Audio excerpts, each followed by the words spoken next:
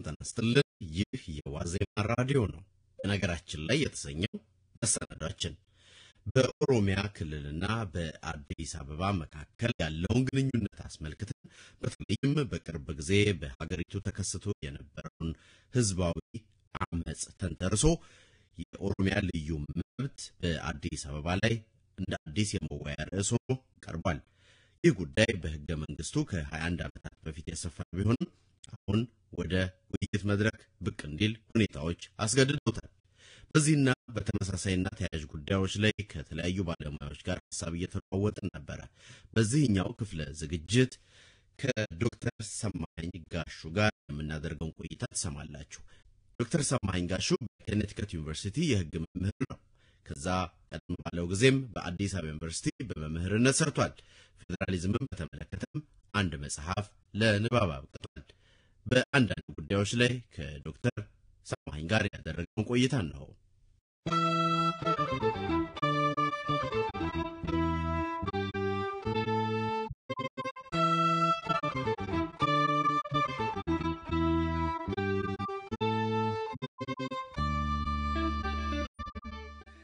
ከሰሞኑ በመገናኛ ብዙሃን በስፋት እንደተነገረው እኛም ከተለያዩ ሰዎች ጋር ባደረግነው ውይይት ላይ እየተነሳ ያለው ጉዳይ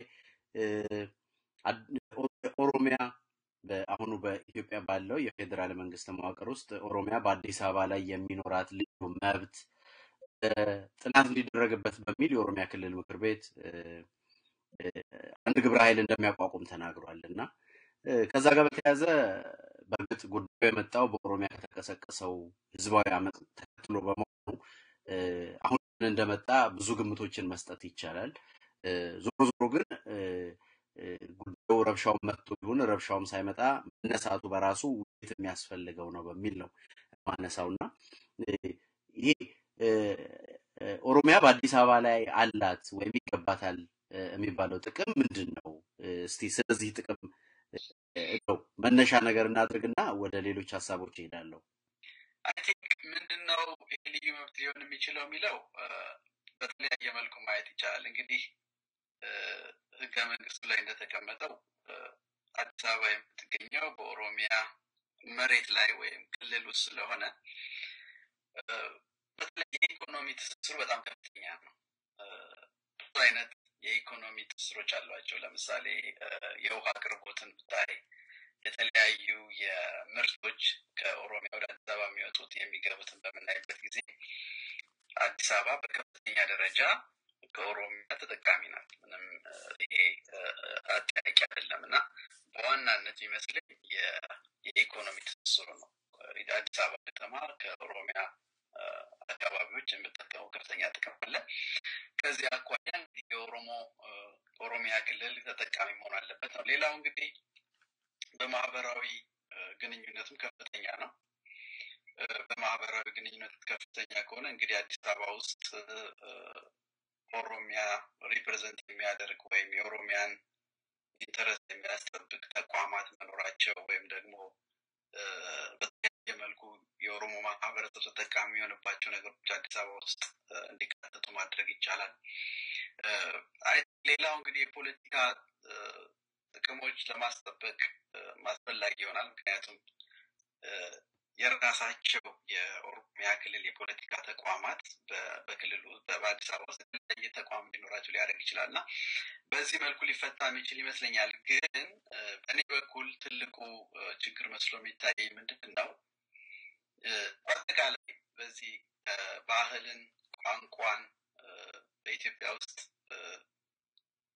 መብትን የማረጋገጡ ጉዳይ የመጣንበት መንገድ እና አሁን የምንበት መንገድ ይሄው አሁን የኦሮሚያ ልዩ መብት እንኳን ተግባራዊ ማድረግ እንኳን ቢቻል መፍትሄ ያገኛል ወይ ነው ጥያቄው። እና ወደዛ በምንሄድበት ጊዜ እንደሚታወቀው ይሄ ህገ መንግስት ላለፉት 20 ዓመታት ስራ ላይ ውሏል። ግን ብዙ አይነት ችግሮች አሉበት። በተለይ ህገ መንግስቱ በሚጸድቅበት በሚረቀቅበት ወቅት ባለቤትነት ጥያቄ ይነሳበታል። ለምሳሌ በ1983 ዓመተ ምህረት ህወሓት ወይም ኢህአዴግ ስልጣን በሚይዝበት ጊዜ ያ የፖለቲካ ኃይል ፍላጎት ነው በዛ ህገ መንግስት ውስጥ የተካተተው። ምክንያቱም የብሔር ብሔረሰቦች መብት የሚለው የፖለቲካ አስተሳሰብ ነው ይራመድ የነበረው እንጂ ሌሎች ለምሳሌ በአገሪቷ ሉዓላዊነት ላይ፣ በህዝቡ አንድነት ላይ፣ በዜግነት መብት ላይ ከፍተኛ የሆነ ልዩ የሆነ አቋም የነበራቸው የፖለቲካ ድርጅቶች ያካፈሉበት በመሆኑ ህገ መንግስቱ እስካሁን ድረስ ኦሪጂናል የሆነው ሌጂቲሜሲ ወይም ተቀባይነት የለውም። አሁንም የሚከፋፍለን ነው እና በዚህ ሁኔታ አሁንም ምናልባት የኦሮሚያን ልዩ መብት በአዲስ አበባ ላይ ማስጠበቁ እንዳለ ሆኖ ግን አጠቃላይ ሀገሪቷ ውስጥ ያለውን የፖለቲካ ችግር የሚፈታው መሰረታዊ የሆነ የፖለቲካ ችግሮችን የሚፈታ የፖለቲካ ስርዓትና ሁኔታ ሲኖር ነው ብዬ አስባለሁ። ለዚህም ዋናው ነው የሚመስለኝ ብሔራዊ መግባባት መኖር አለበት። ማለት ቋንቋን፣ ባህልን እንዴት አድርገን በኢትዮጵያ ኮንቴክስት በኢትዮጵያ ሁኔታ እናስተናግድ፣ በሌላ መልኩ ደግሞ ብሔራዊ አንድነታችንን እንዴት እንጠብቅ፣ የግለሰቦችን መብት እንዴት እንጠብቅ፣ ማህበረሰቡንስ በጣም ፖላራይዝድ በሆነ መልኩ በቃ ይሄ እነሱና እኛ ከሚል አመለካከት አውጥተን በሌሎች ሀገሮች እንደታየው ለምሳሌ ብዙ አይነት እንደ ስዊዘርላንድ አሉ፣ እነ ካናዳን መጥቀስ ይቻላል፣ እነ ቤልጅየም ምንም እንኳን የፌዴራል ስርዓት ተግባራዊ በሆነባቸው ሀገሮች በተለይ ይሄ የብሔር ወይም ደግሞ የቋንቋን መሰረት ያደረጉ የፌዴራል ስርዓቶች ችግር ቢኖርባቸውም በዲሞክራሲያዊ መልኩ የፈቷቸውና በተቻለ መጠን በሰላማዊ መልኩ እየቀጠሉ ያሉ ዲሞክራሲያዊ ልምዶች አሉ እና ከዛ ተነስተን አይ ቲንክ ኢትዮጵያንን ሁኔታ ለመፍታት ካልሞከርን በስተቀር ይህንኑ ብቻ አይ ቲንክ ተግባራዊ ማድረጉ አሁንም ችግሩን አይፈታውም ብዬ አስባለሁ። ምክንያቱም ደግሞ ከዚህ መንግስት ባህሪም ተነስተን ነው ይሄንን የምንለው። ይህ መንግስት ባለፈው በ1997 ዓመተ ምህረት በነበረው ምርጫ እንዲሁ የህዝብ ጥያቄ አዲስ አበባ ውስጥ በሚነሳበት ጊዜ በተለያዩ በአዲስ አበባና በኦሮሚያ መካከል የሆነ ቅራኔ ለመፍጠር ወደ አዳማ ሄዶ የነበረውን የአዲስ አበባ ዋና ከተማ ወደ ፊንፊኔ እንዲመጣ ተደርጓል። አሁንም ይህን የአዲስ አበባ ልዩ መብት ይጠበቅ ሲባል ምናልባት አዲስ አበባ ህዝብ የሚነገረው የፖለቲካ አስተሳሰብ ሌላ ነው። ይኸው የኦሮሚያ ክልል እናንተን ወደ አዲስ አበባ በሚገባው በሚወጣ ምርት ላይ ወይም ደግሞ በሚመጣ ውሃ ላይ ወይም ደግሞ በሌሎች አገልግሎቶች ላይ ታክስ እንድትከፍሉና እናንተ ሊቦድ ይፈልጋሉ የሚል የፖለቲካ ጨዋታ ውስጥ ሊገባ የሚችል መንግስት ነው እንዳየ ነው ከሆነ እና በአጠቃላይ ጤነኛ የሆነ የፖለቲካ ስርዓት ዲሞክራሲያዊ የሆነ የፖለቲካ ስርዓት ካልመሰረተ በስተቀር እንዲህ አይነት ከዚህ ከገዢው ፓርቲ የምናገኛቸው ኮንሴሽንስ ዘላቂ ለሆነው ሰላምና ልማት አይ ቲንክ አይሆንም የሚል እምነት አለኝ። ከዛ ይልቅ አይ ቲንክ ማተኮር ያለብን እንዴት አድርገን ዲሞክራሲያዊ ስርዓትን መስረት፣ እንዴት አድርገን የህዝቦችን ወይም ደግሞ ቋንቋቸው፣ ባህላቸውን ራስ ማስተዳደር መብታቸውን በኢትዮጵያ አንድ ሀገር ውስጥ እንዴት እናስከብር የሚለው ላይ አይ ቲንክ ብሔራዊ መግባባትና ዲሞክራሲያዊ ስርዓት መመስረት ይመስለኛል መፍትሄው። አሁን እያልከኝ ያለው ህገ መንግስቱ ይህንን ጥያቄ ለመመለስና አጠቃላይ በኢትዮጵያ ውስጥ ያሉትን ችግሮች ለመፍታት በቂ ቁመና የለውም፣ የፖለቲካ መጠቀሚያም ጭምር ሊሆን ይችላል፣ ይህ ደግሞ አደጋ ሊያመጣ ይችላል የሚል ነው። አሁን ከሰሞኑ እንዳየነው በኦሮሚያ ራሱን ገዢው ፓርቲውን የሚቃወም በጣም በርካታ ሰዎች የተሳተፉበት ሰልፍ ተደርጓልና እንዲህ አይነቱ ሰልፍና የህዝብ ጥያቄ ስናይ እነዚህ ሰዎች ነገሩ አልገባቸውም ነው የምንለው ወይስ ጥያቄው እርግጥም የኦሮሞ ህዝብ ጥያቄ ነው? እንዴት ነው እንዲህ አይነት ህዝቡ ለሚመጡ ጉዳዮች እነዚህ ጥያቄዎች ኦልሬዲ መጥተዋል እና እንዴት ነው ይህንን የምታየው አንተ? በጣም እሱማ እኮ የኦሮሞ ህዝብ ለመብት ለማስከበር የሚያደርገው እንቅስቃሴ አሁን የተጀመረ አይደለም። ላለፉት 40 ዓመታት የቀጠለ ነው እና በኢትዮጵያ ትልቁ ብሔረሰብ ከመሆኑ አኳያ በፖለቲካ ያለው ውክልና በምታይበት ጊዜ በጣም አነስተኛ ነው። በኢኮኖሚ በኩል ያለው ውክልና በጣም አነስተኛ ነው እና በብዙ መልኩ በሚታይበት ጊዜ አይ ቲንክ ተገቢውን ስለዚህ መከበር አለበት፣ ምንም ጥያቄ የለውም። ችግሩ ምንድነው? አይ ቲንክ ችግሩ ያለው የሚመስለኝ ምንድነው ይሄ መንግስት ወይም ደግሞ የዚህ ቲፒኤልኤፍ መንግስት የዚህ በተለይ በአንቀጽ 30 የተጠቀሰውን የብሔር ብሔረሰቦችና ህዝቦች የራስን በራስ የማስተዳደር ወይም ደግሞ የራስን በራስ የመወሰን እስከ መገንጠል ያለውን በሚያካትትበት ጊዜ ዋናው ዓላማው በእውነት እነዚህን የተለያዩ ብሔረሰቦች ጥቅም ለማስከበር አልነበረም የመጣበት መንገድ ማለት ነው። ምክንያቱም ቢሆን ኖሮ እስካሁን ተግባራዊ ይሆን ነበረ። ቢሆን ኖሮ እስካሁን ብዙ ለውጦች እናይ ነበረ። ግን እንደምናየው ባለፉት 25 ዓመታት እንደውም ከኃይለ ሥላሴም ጊዜ በለጥ የሆነ በጣም ሴንትራላይዝድ የሆነ በአንድ ፓርቲ ስር ያለ በካድሬዎች የሚመራ መንግስት ነው። ክልሎቹም ማዕከላዊ መንግስት ነው። ስለዚህ ምንም አይነት ለውጥ አልመጣም። እንግዲህ የኦሮሚያ የፖለቲካ መሪዎችና አክቲቪስቶችን ማሰብ ያለባቸው ምንድነው? ለኢትዮጵያ ዘላቂ መፍትሄ የሚያስገኝ ስርዓት እንዴት እንባ በሚለው ትኩረት ቢደረግ ነው እንጂ አሁን የተነሳው ጥያቄ ህጋዊ ነው፣ ተገቢ ነው፣ መልስ ማግኘት ይገባዋል። ግን ይሄ ያለው አሁን ያለው ህገ መንግስት አንደኛ የኢትዮጵያ ህዝብ አላጸደቀው። እንደሚታወቀው አብዛኞቹ የፖለቲካ ፓርቲዎች አልነበሩም፣ በህገ መንግስቱ ሲጸድቅም ሲረቀቅም አልነበሩም። ስለዚህ የህዝብ ይሁንታ ወይም ደግሞ እንትን የለውም። ስለዚህ የኦሮሚያ ፖለቲካ መሪዎችና ህዝቡም ኢትዮጵያ የበለጠ ዲሞክራሲያዊ የማድረግ ሂደትን በር እንዲከፈት ቢያደርጉ ከሌሎች የፖለቲካ ኃይሎች ጋር ግንኙነት ፈጥሮ ይህን ህገ መንግስት ማሻሻልም ሊሆን ይችላል፣ ወይም ይህ ህገ መንግስት ባለበትም ሆኖ ግን የተለያዩ መርሆዎችን በማካተት የተሻለ ዲሞክራሲያዊ ስርዓት ካልመራ በስተቀር አይ ቲንክ አንደኛ እነሱ የሚፈልጉትን ያንን የመብት ጥያቄ የማግኘት ዕድል የጠበበ ነው። በሁለተኛ ደረጃ እንደሚታወቀው ኦሮሚያ ለኢትዮጵያ ማዕከላዊ ነው።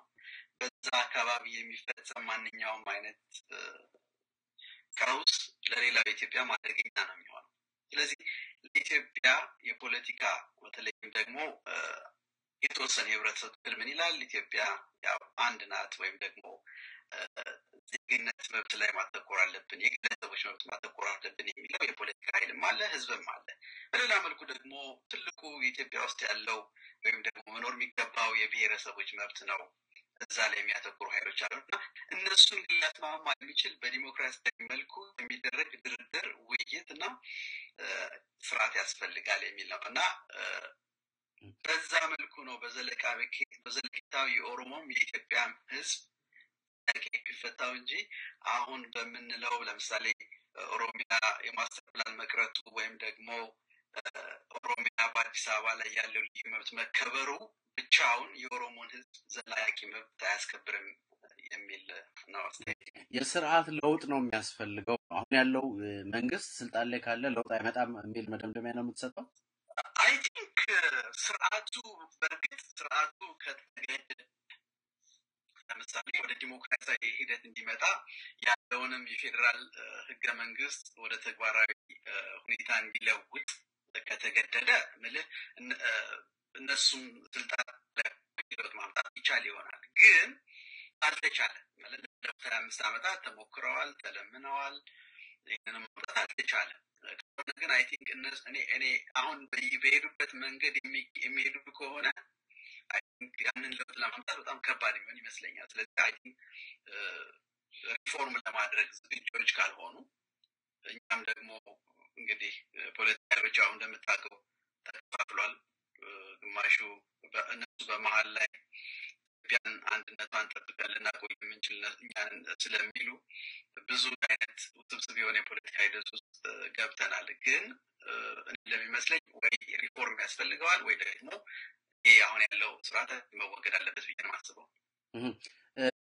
ብዙ ሰዎች የሚሰጡት አስተያየት ነው ከ1983 ወዲህ በኢትዮጵያ በተለይ የብሔረሰብ ጥያቄ በቃ አንድ ጊዜ ከሳጥኑ ተከፍቶ የወጣ ነገር ነውና ወደ ነበረበት መመለስ አይቻልም እና ትልቁ ጉዳይ ይህ ነገር እንዴት እንደ አዲስ ይሰራ ነው። እንግዲህ ከዛ በፊት የነበረው የኢትዮጵያ ታሪክም ያው ታሪክ ሆነ የዘለለ ብዙ ዋጋ አይኖረውም። ስለዚህ በአዲስ መንፈስና በአዲስ ነባራዊ ሁኔታ ላይ የተመሰረተ የፖለቲካ መግባባት ያስፈልጋል የሚል በርካታ አስተያየት አለ እና ምን አይነት አማራጮች ይታዩሃል አንተ?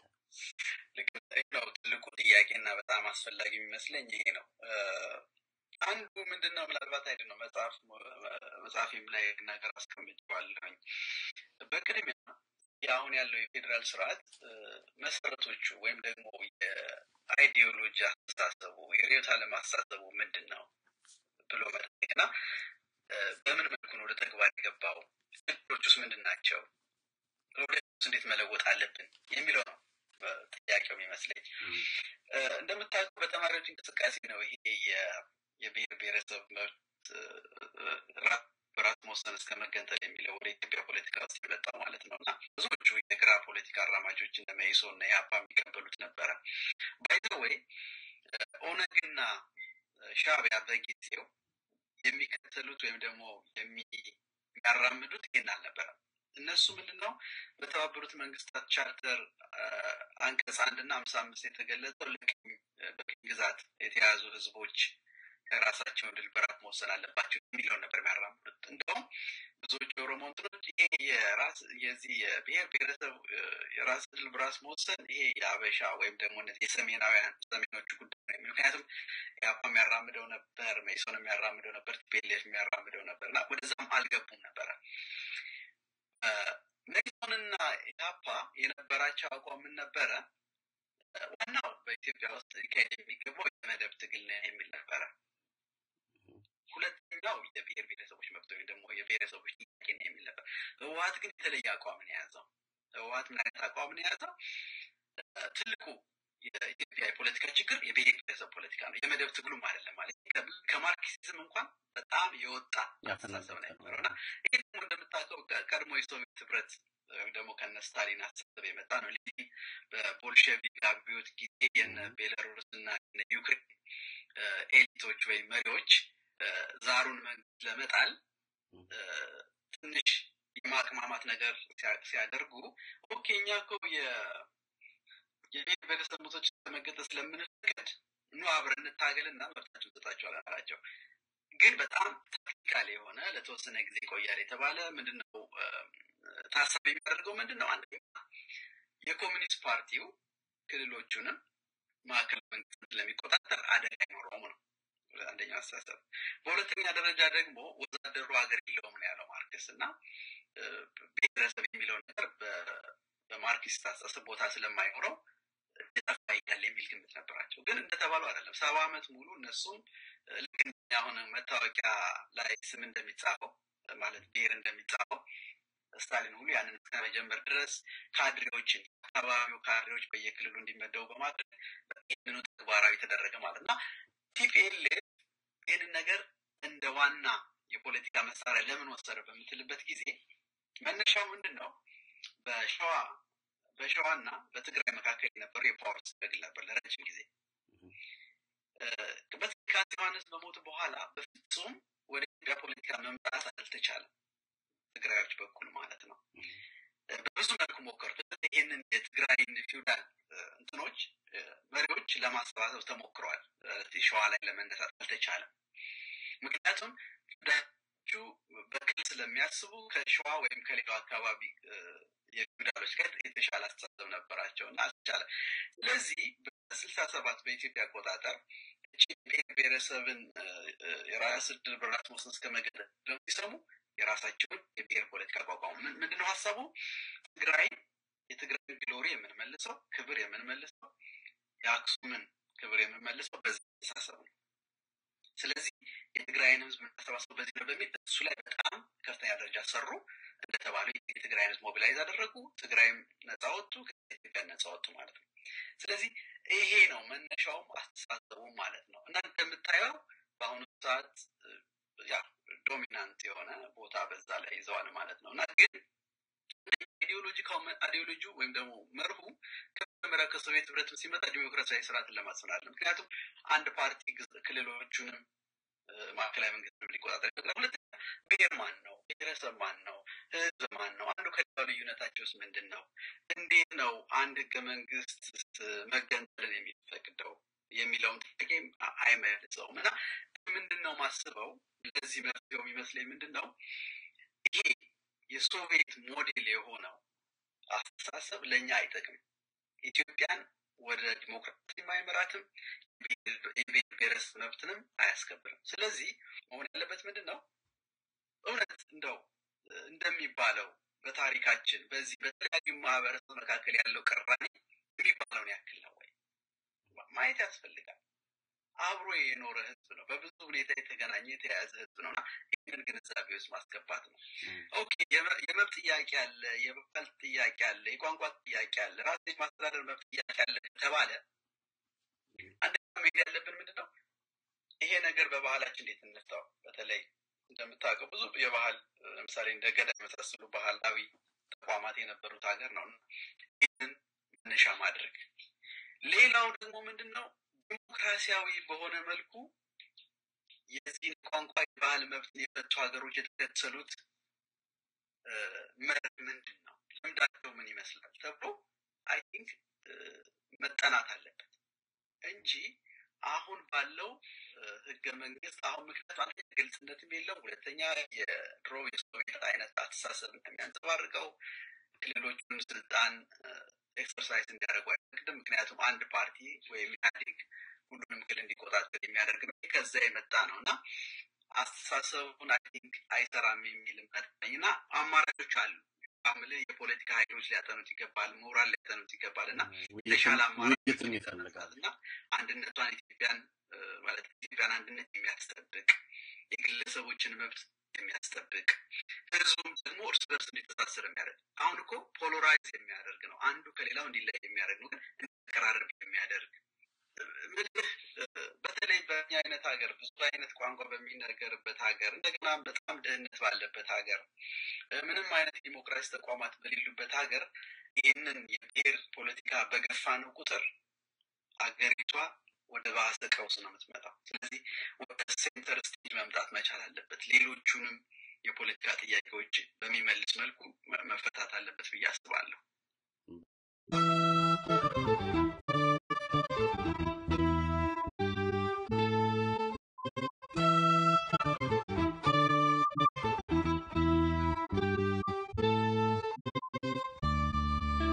ዶክተር ሰማኝን ሐሳብ ተጋርተናል። ለአስተያየቱ እናመሰግናለን። በነገራችን ላይ ከተለያዩ ወገኖች ያሉ አስተያየቶችን በሌሎች መሰናዶችም ይዘን እንቀርባለን። በድረገጻችን ላይ ከያቅጣጫው ያሉ ሐሳቦችን በጋራ የምትሰሙበት ጥንቅርን አንድ ላይ ማግኘት ትችላላችሁ። ድረገጻችንን wazemaradio.com wazemaradio.com አድምጡ። እንደዚሁም ደግሞ በፌስቡክ እና በትዊተር ዋዜማ ራዲዮ ብላችሁ ፈልጉን ታገኙናላችሁ። በእጅ ስልኮቻችሁ በአንድሮይድ እና አይፎን የማዳመጫ አፖቻችንን ዳውንሎድ በማድረግ ዋዜማ ማዳመጥ ትችላላችሁ። እስካሁን አብሬያችሁ የነበርኩት የፕሮግራሙ አዘጋጅ አርጋው አሽኔ ነበርኩኝ። ከዋዜማ ጋር የነበራችሁ ቆይታ የሚያስቆጭ እንዳልነበር ተስፋ አደርጋለሁ። ጤና ይስጥልኝ።